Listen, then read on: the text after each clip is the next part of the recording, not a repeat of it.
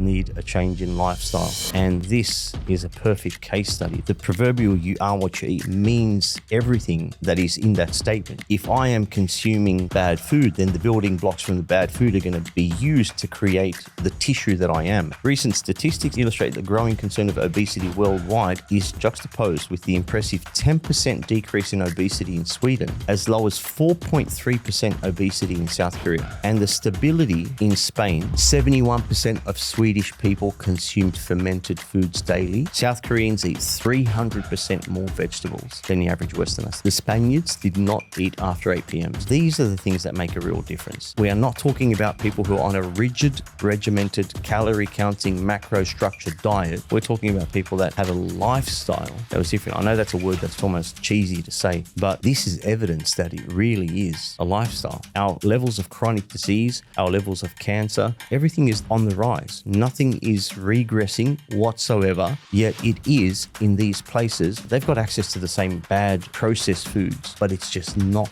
part of their culture. I'll leave you with these 3 points. Walk like the Swedes, eat like the Koreans, time your days like the Spanish. You don't need impossible diet restrictions. You just need... Welcome to the Diet Doctor podcast, where we discuss the science of nutrition and high performance, offering practical tools for everyday life. Bismillah, alhamdulillah, wa salatu wa salam ala rasulillah, assalamu alaikum wa rahmatullahi wa barakatuh. Welcome back to another episode of the Diet Doctor podcast. Now, this is an interesting episode, and I came across some information while browsing online at some health facts and trends that are occurring globally, and that's what motivated today's episode. And I think a befitting title for it would be "Cultural Wisdom for Effortless Health: Secrets from Countries Such as Sweden, Korea, and Spain." Now, the reason why I selected these countries is, as the West tends to get more and more obese and riddled with disease and unhealthy, we are going backwards, yet in the age of modernity, we think that everybody else is going backwards as well, whereas these guys are improving in terms of their health, their well-being, their fitness, their likelihood of getting chronic disease. Everything is on the decline. So why is that? And we know that there are the blue zones around the world. We've discussed them. And we've discussed why, people off the coast of Japan, like the island of Okinawa, and there are some communities in Greenland, whereby these people get healthier as time goes by. And adults, as they age, tend to get healthier and healthier and healthier. And it's phenomenal, because at the end of the day, the proverbial message of "you are what you eat" is not far-fetched or some sort of an airy-fairy statement that we just say, or nutritionists use, or trainers use in a very blasé type of way. That's not the case at all. The proverbial "you are what you eat" holds significant weight, and it means everything that is in that statement. You are what you eat. So if I am consuming bad food, then the building blocks from the bad food are going to be used to create the tissue that I am. And when I say tissue, I'm talking about at a cellular level, even at a cellular level, not just muscle tissue and collagen and skin and your organs, but every iota of your existence is based on what you eat, or is contributed to from the food that you eat. And the reason why these people around the world are getting better and fitter and healthier, and even bone density is improving, which was phenomenal, because as we get older, we get riddled with osteoporosis and arthritis and these degenerative diseases of our skeletal structure. Yet these individuals were getting better in bone density. So the individual that is 20 didn't have bone density that was as good as the individual that was 30, and it improved again at 40, and it kept going in that trend. It actually kept improving as they got older, because, and I'll break it down for you very simply first before we start this discussion, and I'll use the analogy of training. Now, when you go to the gym and you train, that is the stimulus. That you're not making progress while you're in the gym. The progress occurs whilst you're outside of the gym, when you're sleeping, when you're eating, when you're hydrating and you're recovering and you're getting your self-myofascial release and your massage and your mobility work and all of these variables that contribute to recovery, that's when you improve because of the stimulus that was the workout. You're not actually improving in the gym or on the running track or in the swimming pool. That's the stimulus, and then the recovery is what will allow you to raise the bar or create what's called a new level of homeostasis, a new benchmark that is better than where you were before. Now, how does the body do that? The body takes the food that you eat and breaks it down into building blocks. So you've got the proteins, carbs, and fats. That's at a macro level. And then at a micro level, you've got your vitamins, nutrients, antioxidants, minerals, phytonutrients, etc. And all of these things contribute to the recovery process and the regeneration of a new muscle tissue. So you tear muscle fibers down, and those fibers get torn down and they come back bigger and better. So if the fiber's like this and it expands, that's called hypertrophy training. So the muscle fiber gets bigger to accommodate for the stress that it's going to endure the next time that you expose your body to stress.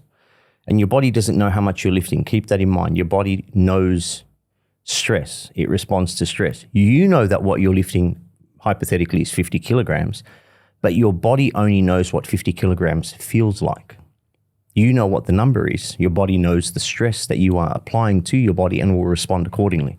Now, back to the food. The food then repairs the muscle fibers and everything that is associated with it. If there is some inflammation in the joints as a result, all of that is also going to improve or be buffered away based on what you eat. Now, that being said, and that usually takes 48 to 72 hours, and sometimes we can stay sore for longer depending on how much effort we are applying in the recovery department. That example, now I want you to imagine that example now at an even further macro level, on the larger scale. And that is the skeletal structure, the skeleton. And the skeleton is also tissue. You get a new skeleton every 10 years. And the skeleton is made out of the food that you consume, just like your muscle tissue is made out of the food that you consume. And that's why it's so important to have your post-workout meal. People have their protein shakes. People have their food ready to go within an hour of training because, we've heard that if you don't eat immediately after training, then you're going to become catabolic, cortisol goes up, and you lose muscle tissue instead of acquiring muscle tissue. So instead of progressing, you regress. And there's a lot of truth to that. So it's very important to get nutrition in after you train. However, it's also very important to have a long-term goal when it comes to nutrition. Not just, we have a short-term goal, and we usually set short-term goals when it comes to food. There's a wedding coming up, I'm going to lose some weight.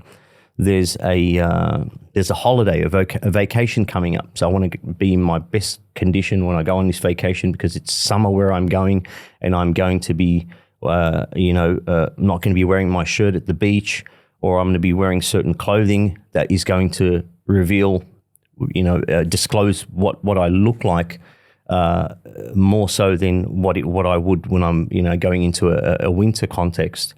So I really want to get into shape. That's the people that want to lose weight, and I don't really do many consults for that reason anymore. I tend to work with people who are in need, like the sick patients. And because it was very superficial, people always had a short-term goal. I'm going on a vacation, I'm getting ready for my wedding or my friend's wedding, and I need to fit into a suit, I need to fit into a dress. Even the first writing that I embarked on was not in the fitness magazines, it was in fashion magazines. How to lose the last 5 kilos to fit into your wedding dress. Writing for magazines such as Vogue, GQ, Men's Style, and even Cosmopolitan and Cosmo Bride. So it was always the superficial stuff, and it gets a bit stale. Now, at a macro level, long term, what is the goal? Because we should have nutrition goals long term, not just, within the next 8 weeks, I'm going to lose 5 kilos. It should be, we should have more foresight than that. And we should be able to, and we have this to look forward to. Maybe a lot of us didn't know that we can actually improve as we get older because of food, because of the food that we eat. Now, going back to what I said about the skeletal structure, getting a new skeletal structure every 10 years, can you imagine that the food that you eat contributes to a new skeleton every 10 years? So very slowly and very gradually, the foods that you eat contribute to either this skeleton becoming more firm and more dense and having better bone density, or it becoming more brittle and flaking away.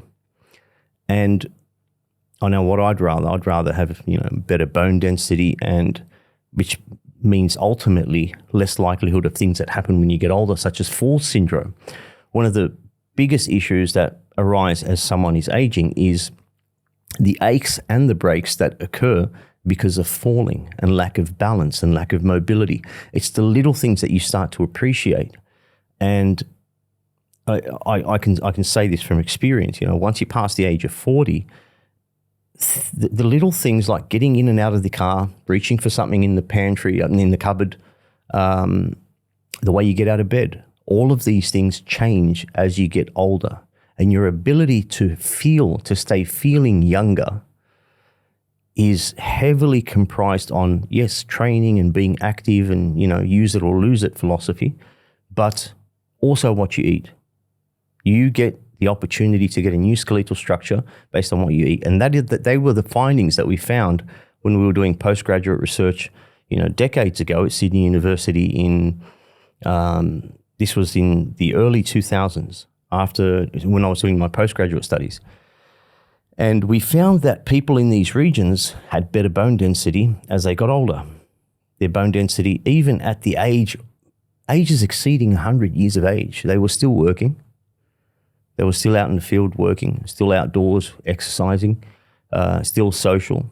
Their vision was not impaired, the hearing was not impaired, and they progressed rather than regress. They didn't see aging as something that would debilitate you from doing the things that you love, but rather just a part of life, and something that we all, if we live long enough, we're all going to enjoy, whether we like it or not. But the quality of the life, that individual's life, was not necessarily deemed to be miserable because of the fact that they are aging, because the food that they ate was pretty consistent and it contributed. What I didn't expect when I was browsing the other day is I came across some facts from Sweden, Korea, and Spain. I want to share them with you because I find them very fascinating, and I think that they definitely motivated me, but they'll motivate a lot of people listening to maybe take a different approach or a different viewpoint when looking at the health holistically. Now, what the trigger in this particular article that I was looking at, it was based on people in Sweden, and why was their obesity rate less or getting less and getting better while the rest of the world was becoming overweight. We have statistics around obesity rates in countries like Sweden, South Korea, and Spain.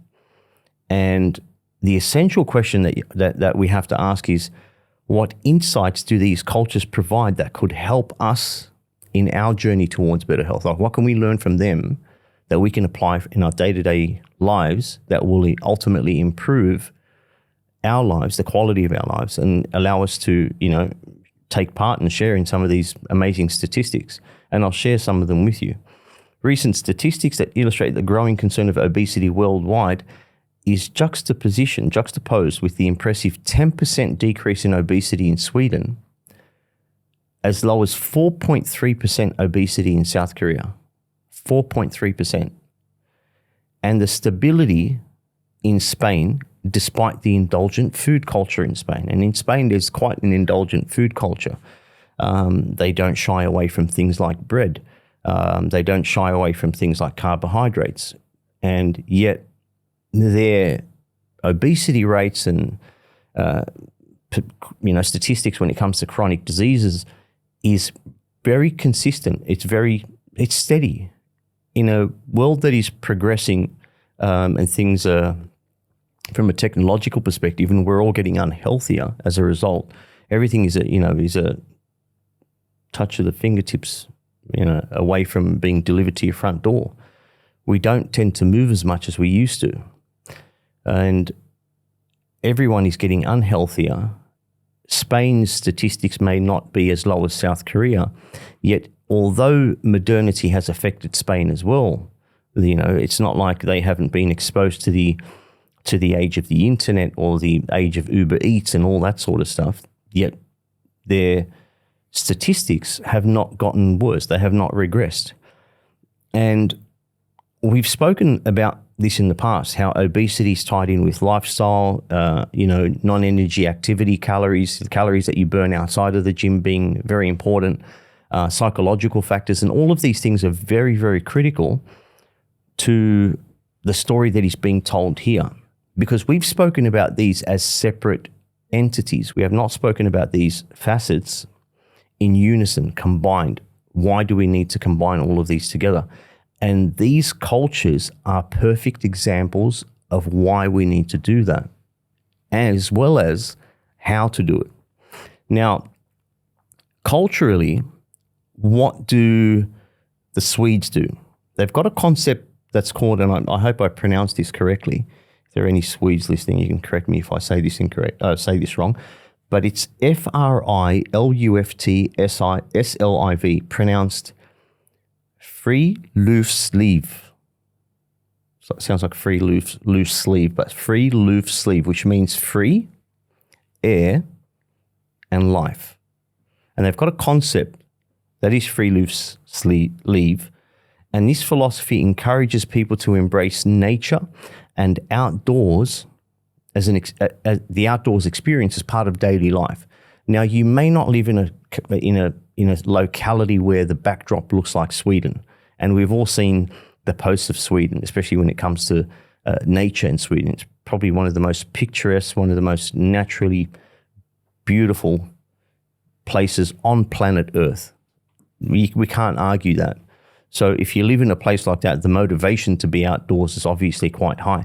But we do live in a very beautiful place that is called Australia. And whether you live in Australia and you're listening or not, if you are in Australia and you don't go outdoors, it's also quite sad because we've got quite a beautiful landscape here and we don't take advantage of it.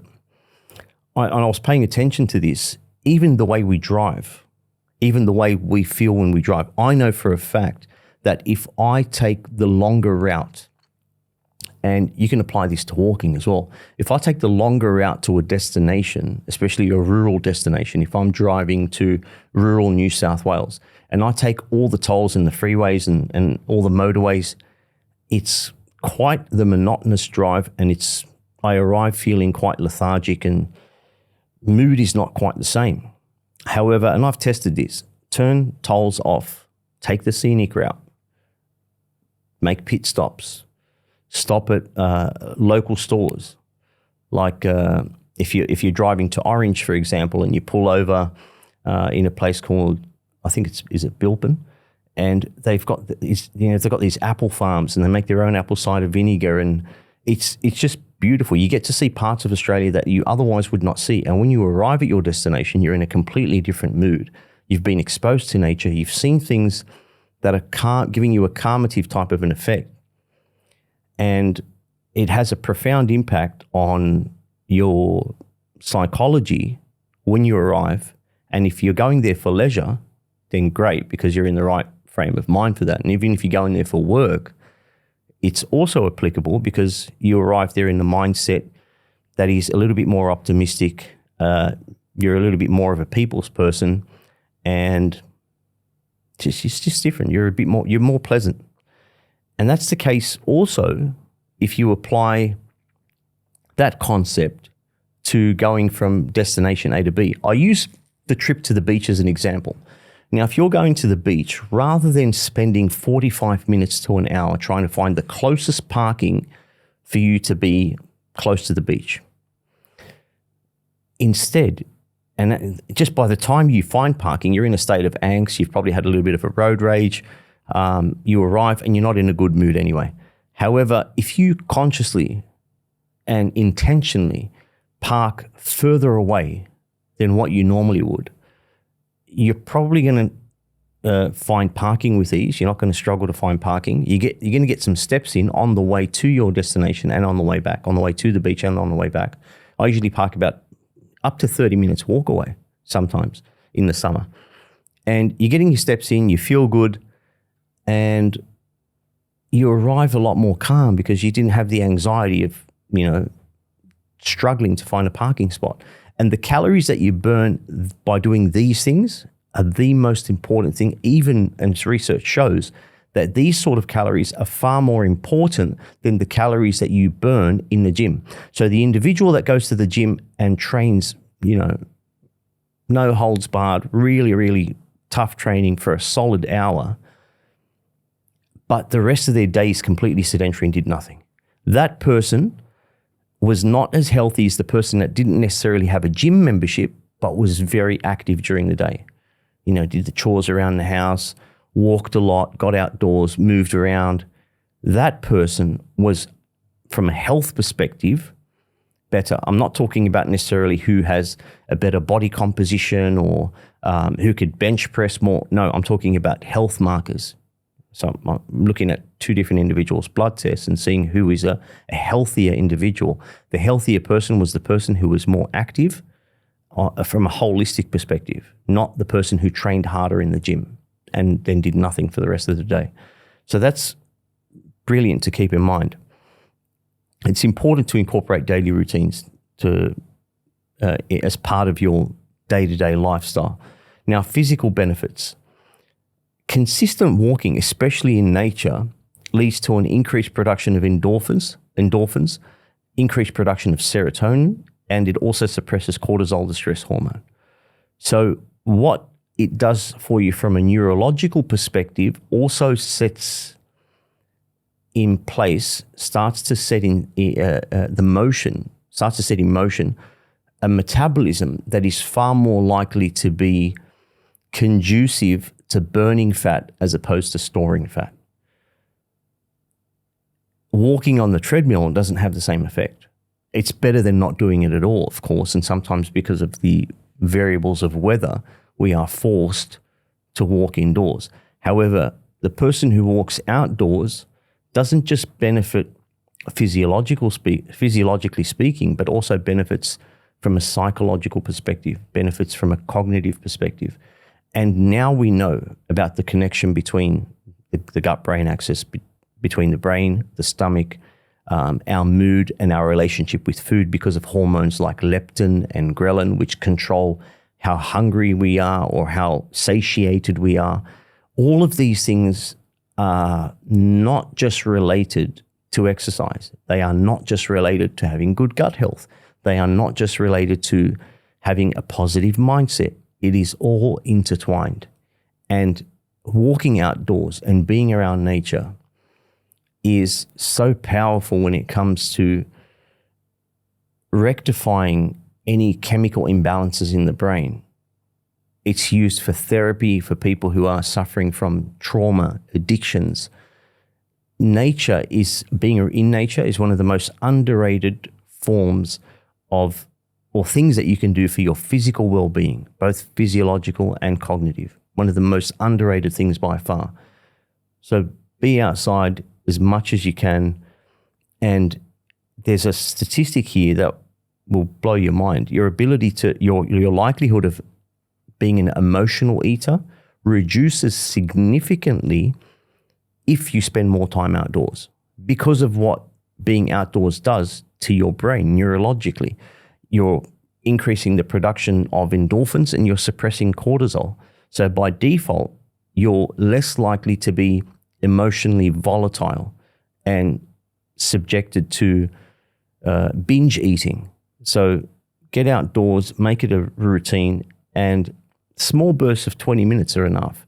If you say to yourself, I'm going to commit to a 1 hour power walk or a 1 hour hike or a 3 hour hike once a week, it's not very realistic. Set yourself small goals. I'm going to be outside as the sun is rising, expose my eyes to the sun so that I can rectify my circadian rhythm and be in a good mood. I'm going to do that for 20 minutes a day before I go to work or before I have breakfast. And that will set the tone and will have a ripple effect of positivity throughout the rest of the day. Now, these Nordic practices can be implemented quite easily. If you can't do it in the morning because you start work so early, do it during the day. Lunch breaks. Lunch breaks don't have to be indoors. You don't have to take the escalators. You can take the stairs. It's quite testing. I came across that challenge recently. I had to do quite a bit of traveling, catching up to 20 flights over the course of, say, 40 days. And when you're going through airports with luggage, it's really testing to see whether you're going to take the escalators when you come across them, when you're rushing through the airport. Now, if it's an absolute rush and you're going to miss a flight, obviously you would. But it's a real test to see, I'm tired, I'm exhausted, I'm jet lagged. Am I still going to take the stairs? And I remember I was, on one occasion, I was, turn left, turn right, what should I do? Ended up taking the stairs, but almost didn't because, the body wants to take the shortcut. However, taking the stairs, I know for a fact that when I am active, when the plane lands and you get your heart rate going, your blood flow is better, and your body's ability to acclimate to that time zone is far greater. So that's one of the strategies, one of these Nordic practices that we should implement, whether it's a pre or post lunch or intra lunch stroll, or just that ethos in general, just adopting that. Now the Koreans, moving on to the Koreans, they've got an amazing eating habit called the banchan practice. Now, I like to look at the etymology of words and where these words come from and what they mean. Now, if you look at the word itself and what it means, it's a combination of two different words. You've got the word ban and you've got the word chan. And when I was looking at this, it was literally being translated into side dishes. So banchan translates into side dishes, and that's the eating philosophy that they use. Now, what is that eating philosophy? It's going to force you to have variety and balance over quantity of food, but what they do is they fill 2/3 of their plate with vegetables before they serve the main dish onto their plate. So before, and obesity in South Korea, we were looking at South Korea, I think it was 4.3%. So imagine, and I don't, who does this? I know I don't do it. If I'm at a barbecue or at a buffet, we don't grab our plate and typically fill 2/3 of the plate with vegetables before we put our main dish on. If we did, satiety would be a lot better. You'd be full, almost completely full, just eating your veggies first. And you want to eat the things that are easier to digest first, so that you don't get any gastrointestinal distress and bloating. So if you're having 2 to 3 servings of vegetables on your plate, you're doing a wonderful thing for your body and for your mind with regards to micronutrients. You're doing wonderful things for your stomach with regards to gut health. Most Korean dishes also include a fermented product within the dish, whether it be kimchi or something of the sort. And that is fantastic for your stomach. That will not only increase the amount of healthy bacteria in your stomach, but also the diversity of the bacteria in your stomach, which is what you need. You don't just need an abundance of one type of bacteria in the stomach.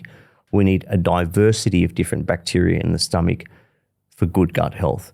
And it was amazing.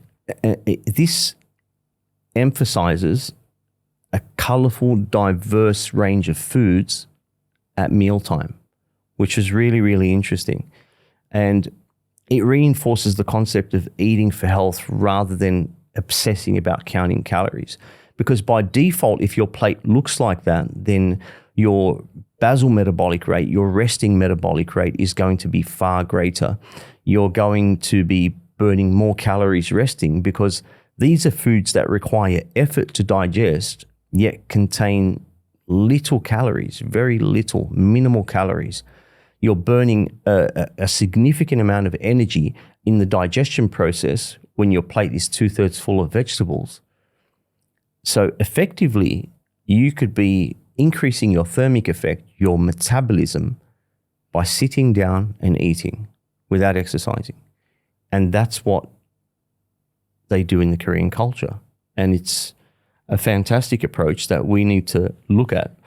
Veggies are something that we very rarely put on our plates, especially if we're not ordering a set dish. Like if you're in a restaurant and you're ordering a set dish and it comes with a side of salad or vegetables, yes, okay.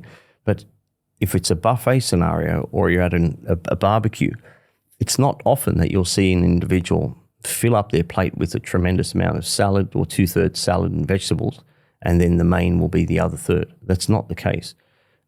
We don't voluntarily do that. We sometimes do it by force, but not voluntarily.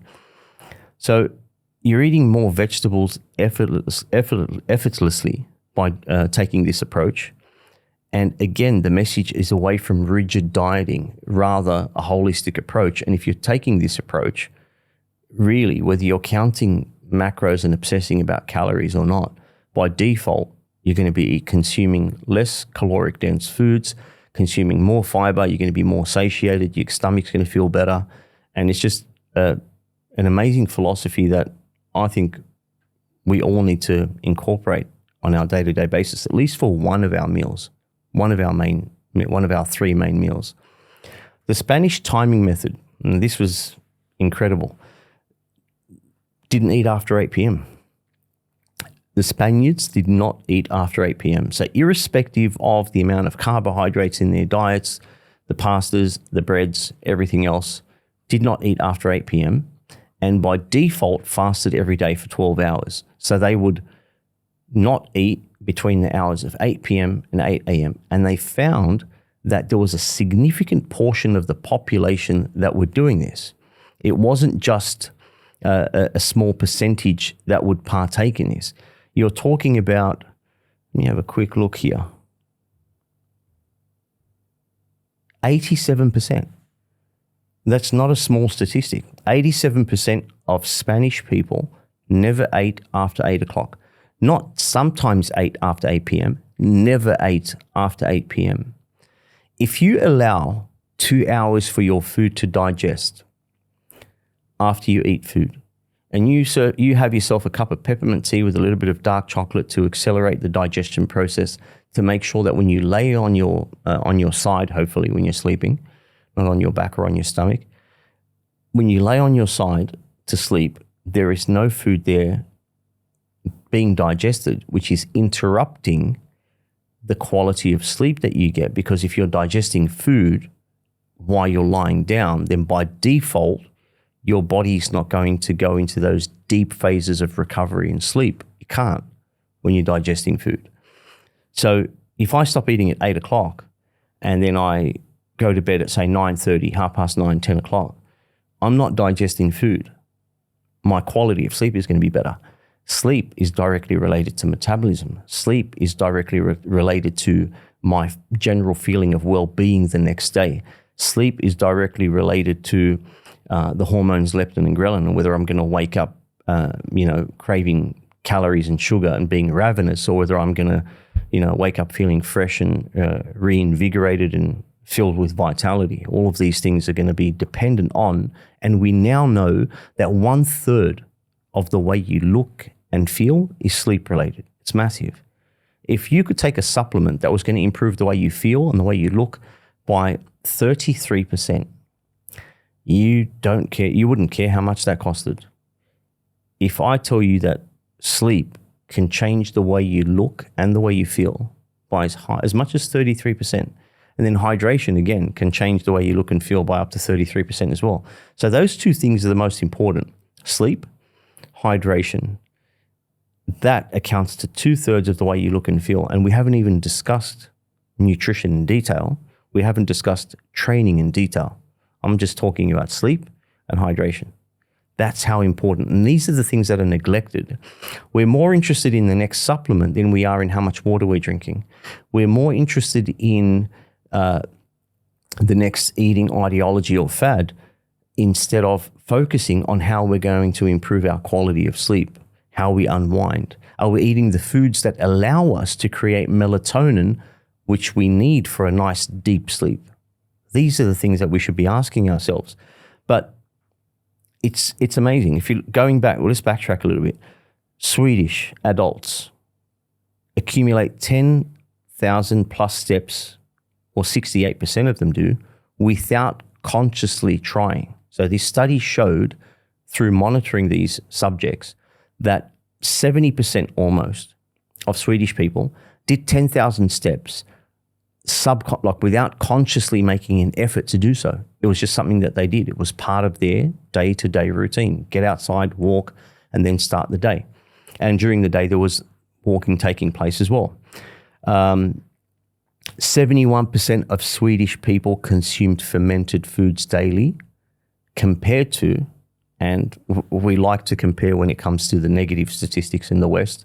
America is the benchmark, but look at the difference. And I've done complete episodes on gut health and emphasized fermented produce, having the fermented vegetable, the fermented dairy product, which is naturally low in lactose, such as kefir or goat's milk yogurt, fermented vegetables like pickles, sauerkraut, kimchi, which are rife in the Korean culture, and fermented beverage like apple cider vinegar, some kombucha, or even some ginger beer if you don't find the previous two palatable. Now, what I didn't know is that the Swedish culture also eats a lot of fermented foods. And look at the statistics. 71% of Swedish people eat Swedish food, compared to only 5% of Americans have fermented foods on a daily basis. And that tells a story, and it paints a picture for you. 71% of Swedish people, and roughly a similar percentage that do 10,000 plus steps a day, have fermented produce every day, get outdoors every day, things that we don't do. Australia, the UK, the US, 5% of the country only has something fermented every day. And that gives us a lot of information, really. South Koreans eat 3 times more vegetables than the average Westerner, 300% more vegetables than the average Westerner. So their vitamin and mineral intake and antioxidant intake and all these wonderful things that fight oxidative stress and aging, they did that 300% times more than the average Westerner. Spanish people ate 1/3 of the ultra-processed food that we do. Although Spanish people ate bread, most of the time it was a fermented bread like sourdough or, a house-made bread. Did not eat after 8 p.m. and only ate a fraction of the ultra-processed foods that we consume. These are the things that make a real difference. 10,000 plus steps a day without trying. Practicing free air life every single day. 15 to 20 minutes of walking to spark your metabolism. Every Korean meal includes 3 to 5 small vegetables, small side dishes of vegetables called banchan. Every meal, not 3 to 5 servings per day, 3 to 5 servings per meal of vegetables. So the amount of fiber they consumed, and gut health as well, and the fermented produce again, you see where this is going. People who look after their gut health, people who are outdoors and moving. We are not talking about people who are on a rigid, regimented, calorie-counting, macro-structured diet. We are not talking about people who are, the member of the year, member of the month at their local Anytime Fitness gym. We're not talking about these people. We're talking about people that had a lifestyle that was different. I know that's a word that's very overly used. It's a lifestyle, and it's almost cheesy to say, but this is evidence that it really is a lifestyle. What they eat, what they do, subconsciously, without even making any effort. 70% of the plate is filled with vegetables. Habit number 3, the Spanish timing method. 87% of Spanish people never, not sometimes, don't eat after 8 p.m. That's a very big difference. I could say that I often don't eat after 8 p.m., but I can never say, I would not be able to say that I never eat after 8 p.m. 87% of Spaniards never eat after 8 p.m. We need to bring a Spaniard on here to have a conversation with them about their culture, maybe one of each individual, have a roundtable discussion. The largest meal in the Spanish tradition, in Spanish culture, occurs between 2 or 3 o'clock in the afternoon, giving their body plenty of time to process the food before sleeping. And then we know sleeping affects the metabolism. This creates a natural time-restricted eating habit and a fasting window of 12 hours, which is what you want to do. And we know the benefits of fasting, being in a state of, I think you need 14 hours of fasting to create autophagy, whereby the body starts using toxic cells as a fuel source. But if you're roundabout in the realm of autophagy on a daily basis, that is a very, very powerful thing. These cultures, they do not view food as fun or just a fuel stop. They view food as, yes, for function, but also one of the key things that they did with when it comes to food is they ate in congregation. They ate in groups, even in corporations, even at work. In the Korean culture, the work culture even incorporates a community when it comes to the lunch break. And conscious eating has an amazing effect on the way that we metabolize and digest food. If we are in a state of presence and appreciation, and what we say in Arabic, khushu', or consciousness and awareness and gratitude, in a state of shukr, that has a profound impact on the way that you digest food and the way that your relationship with food becomes more positive as a whole. And everything was done as a community in all three cultures, which is interesting because we can't say that the Swedish culture is very similar to the Spanish culture and the Spanish culture is very similar to the Korean culture. They are very, very different and distinct cultures, yet the habits that they have were very, very similar. I myself didn't know. I knew about the fermented vegetables in the Korean culture. I didn't know it was such a big part of the Swedish culture. 71% of Swedish people consume fermented foods. These are the things that we should be looking at when it comes to rectifying our health, not just on an individual scale, as a family, as a community, as a society. And I honestly think and genuinely think that campaigns, national campaigns, need to be incorporated at a political level, at a departmental level, at an within the Department of Education itself. Kids need to be incorporating these habits. Families need to be incorporating these habits. But to incorporate these habits, we need to know the benefits of them first. This is not something that's taught. If I'm learning things like this as I go, with all the reading that I've done in my life, then we've got some homework to do. And as a community, as a society, to say that only 5% of us are doing the right thing, like having fermented produce, that's not going to help. We're not going to improve. Our levels of chronic disease, our levels of cancer, everything is on the rise. Nothing is regressing whatsoever in this part of the world.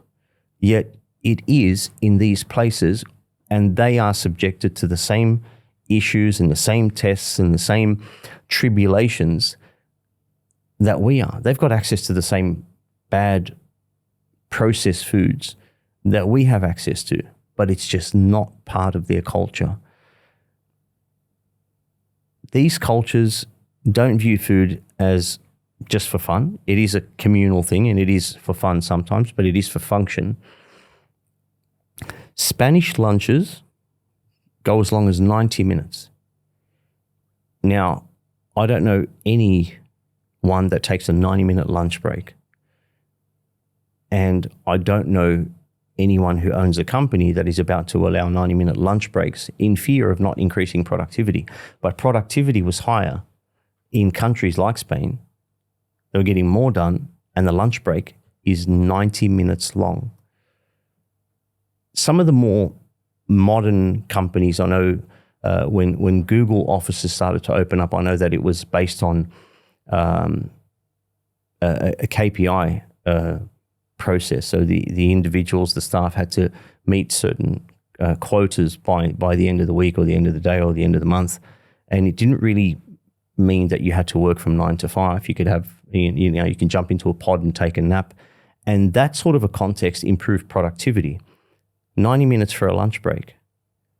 Swedish people had what's called fika, which is a coffee break. And the coffee break occurs twice a day. So if they're having coffee breaks twice a day, outdoors, fermented foods, you would think that they're not getting any work done, but productivity, high, health, fantastic, lifestyle, amazing. Korean meals are served family style. All cultures had one thing in common, which is they ate slowly. They were more conscious when they ate, because they weren't rushed. You've got a 90-minute lunch break. What's the rush? We tend to, because we're restricted. So what can we take away from this? What are the small changes that we can make? I'll leave you with these 3 points. 1, walk like the Swedes. Point number 1, walk like the Swedes. Incorporate at least 20 minutes of walking before you start your day, before you go to work, before you have breakfast. At least 20 minutes. If all you do is 20 minutes for the next year and you don't increase it, that's great. So that's number 1. Walk like a Swede. Eat like a Korean. Fill 70% of your plate up with vegetables, salad, etc. And number 3, time like the Spanish. Try not to eat just before you go to bed. Try not to eat in the last 2 hours or hour and a half before you go to bed. Try and incorporate a cup of peppermint tea, which is great for digestion after you have dinner. Incorporate a little bit of dark chocolate, which has more iron than steak per gram. And dark chocolate causes, because of the trace element of the caffeine in there, not enough to keep you alert, by the way, or affect your sleep, but just enough to make your intestines hypercontract so that you digest the food a little bit quicker that you've had for dinner. And when you lay in bed without food in your stomach, you've exercised during the day, you've exposed your eyes to the sunlight, especially in the early hours of the day. Your serotonin levels in the day are high, and by default, serotonin becomes melatonin after dark, which is the hormone that you need for sleep. So serotonin is a neurotransmitter, keeps you feeling happy during the day. We get that from food and like foods that are rich in things like tryptophan, fermented produce. You get serotonin, feel-good chemical. At night, the body converts it to the hormone melatonin, you get deep sleep. Walk like the Swedes, eat like the Koreans, time your days like the Spanish, and you don't need new recipes. You don't need impossible diet restrictions. You just need the very overly used phrase, which is a change in lifestyle. We all need a change in lifestyle. And this is a perfect case study. These are perfect case studies to look at. And I urge you to do some reading, to share this information with your loved ones, with your friends, and start incorporating some of these concepts, even if it means taking the stairs today. Nothing special happens on a Monday. You don't have to wait till Monday. So if you're listening to this on a Wednesday, start tomorrow, which is a Thursday. If you're listening to this on a Thursday, start on a Friday. You get the idea. Nothing special happens on a Monday. Your metabolism doesn't increase on a Monday. So if you are able to start this today or tomorrow, and you've got a chance to do that, I urge you and I encourage you to do so. I look forward to seeing you and talking to you again. And I look forward to the next episode. I hope you found this one enlightening. It definitely got me excited. I learned a lot from different cultures. My next goal is to visit these places. Thank you for listening. I'll see you again next time.